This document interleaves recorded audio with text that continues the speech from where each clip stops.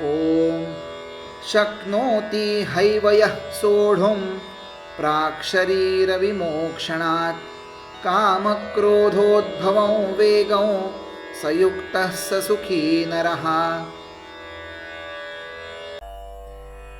ओम श्री परमात्मने नमः। भावार्थ, जो याच भूलोकावर हे शरीर टाकण्यापूर्वी काम आणि क्रोध हे आवेग सहन करू शकतो, तोच मनुष्य योगी आणि सुखी होय. इंद्रिय आणि विषय यांच्या संबंधातून उत्पन्न होणारे भोग हे अनित्य आदी अंत असणारे आहेत. तसंच ते दुःखाला कारणीभूत ठरतात. अशा भोगांमध्ये बुद्धिमान विवेकी मनुष्य रममाण होत नाही. आत्मज्ञानामुळेच सृष्टीतील प्रत्येक विषयाची जागा, त्याचं महत्त्व समजतं. जीवन समग्रतेने उत्तम प्रकारे कसं जगावं आणि त्यातही आत्मानंदात कसं राहावं हे त्याला समजलेलं असतं, असं भगवंत मागील श्लोकात सांगतात. आत्मज्ञान योगी कसा ओळखायचा, तो सुखी असल्याचं लक्षण कोणतं, हे भगवंत या श्लोकात सांगत आहेत. हा श्लोक विशेष महत्वाचा आहे. हे पंचमहाभूतांनी बनलेलं स्थूल शरीर टाकण्यापूर्वी, म्हणजेच मृत्यूपूर्वी, मनात निर्माण होणारे कामक्रोधांचे आवेग सहन करण्यास जो समर्थ होतो ना, तोच योगी आणि सुखी होतो. हे सामर्थ्य पृथ्वी तलावरच मिळवलं पाहिजे बरं. भूलोक ही कर्मभूमी आहे. सर्व कर्म आपल्याला इथेच करायचे आहेत. काम आणि क्रोधापासून निर्माण होणारा आवेग हा प्रचंड असतो. इंद्रियांची आसक्ती आणि क्रोध हे खूपच बलवान आहेत. मनुष्य यांनी मुळापासून हादरून जातो.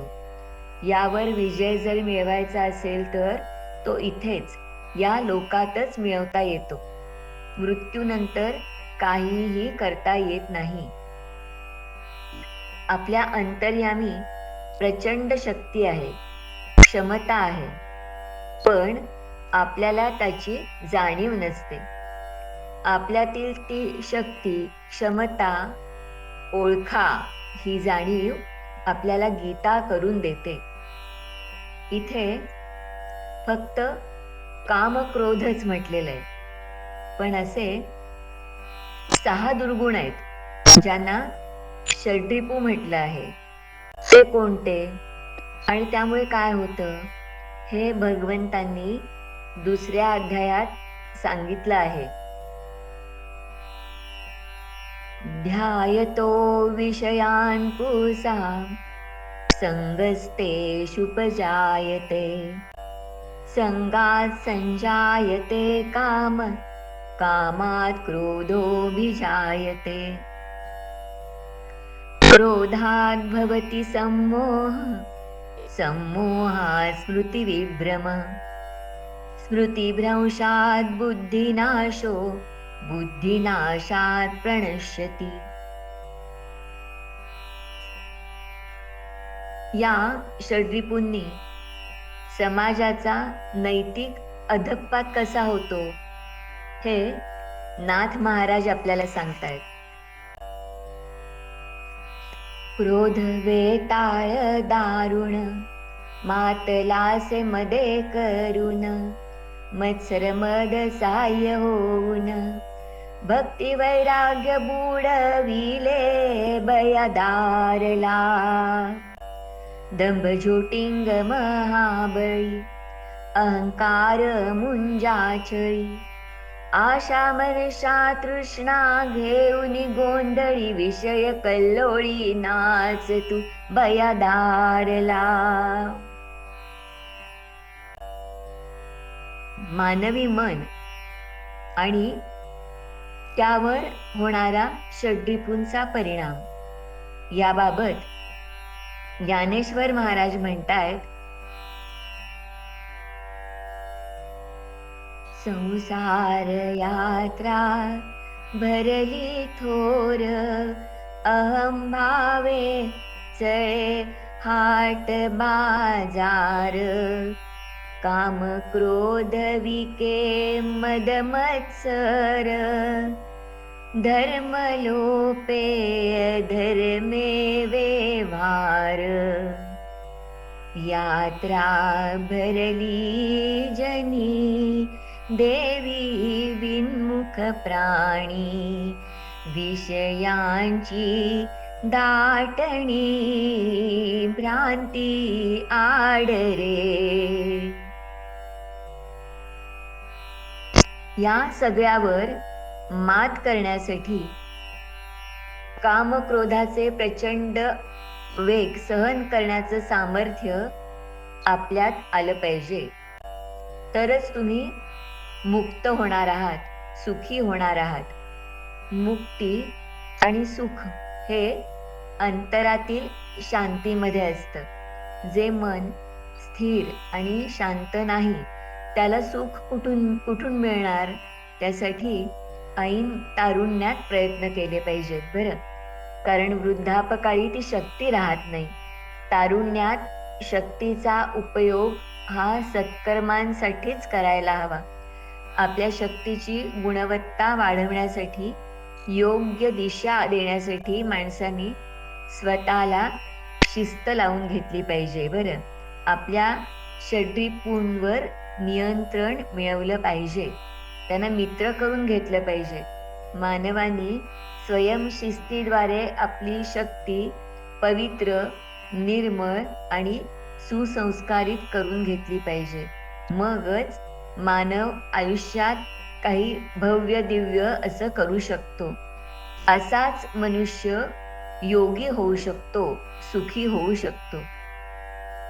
दैनंदिन जीवनात सर्वसामान्य माणसांवर षड्रिपूंचा प्रभाव असतो. जर आपलं मन बलवान, शांत, आध्यात्मिक शक्तीने युक्त नसेल तर आपण षड्रिपूंच्या कैहात जातो. त्यांच्यावर आपणच नियंत्रण ठेवायचं आहे बरं. यासाठी आपल्याला आत्मपरीक्षण करण्याची गरज आहे. षड्रिपूंवर नियंत्रण मिळवणं, त्यांना मित्र करणं हे कठीण आहे. मोह, अतिमहत्वाकांक्षा यामुळे रावणाचा झालेला विनाश आपल्याला माहिती आहेच. तसंच षड्रिपूंवर मात करून जीवनात अत्युच्च साध्य केल्याची उदाहरणही आपल्याला ठाऊक आहेतच.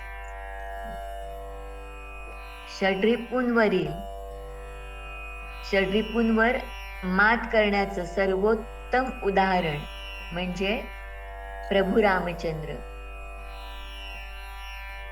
श्रीराम आणि सीतामाता हे वनवासात 14 वर्ष राहिले. पण त्या 14 वर्षात त्यांनी ब्रह्मचर्य व्रताचं पालन केलं. या संपूर्ण प्रवासात श्रीराम एकाही राज्यात गेले नाहीत. फळं आणि कंदमुळं खाऊन राहिले. क्रोधावर नियंत्रण मिळवता आलं पाहिजे, पण जिथे आवश्यक तिथे क्रोध करता आलाच पाहिजे. फक्त अनाठायी क्रोध नको.